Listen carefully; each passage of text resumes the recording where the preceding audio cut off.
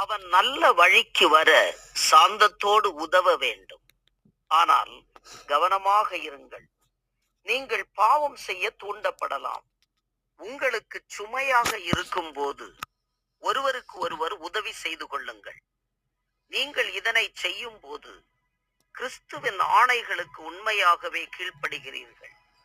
முக்கியத்துவம் இல்லாத ஒருவன் தன்னை பெரிதும் முக்கியத்துவம் கொண்டவனாக நினைத்துக் கொள்வானே, ஆனால் அது தன்னைத்தானே முட்டாளாக்கி கொள்ளும் காரியமாகும். ஒருவன் தன்னை மற்றவர்களோடு ஒப்பிட்டு பார்க்க கூடாது. அவனவன் தனது செயல்களை சீர்தூக்கி பார்ப்பானாக.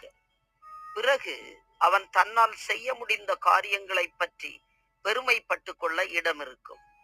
ஒவ்வொருவனும் தன் பொறுப்புகளை ஒப்புக்கொள்ள வேண்டும். வேத வசனத்தில் போதிக்கப்படுகிறவன் போதிக்கிறவனுக்கு எல்லா நன்மைகளையும் பங்கு வைத்து கொடுப்பானாக. புத்தியற்றவர்களாகாதீர்கள். உங்களால் தேவனை ஏமாற்ற முடியாது.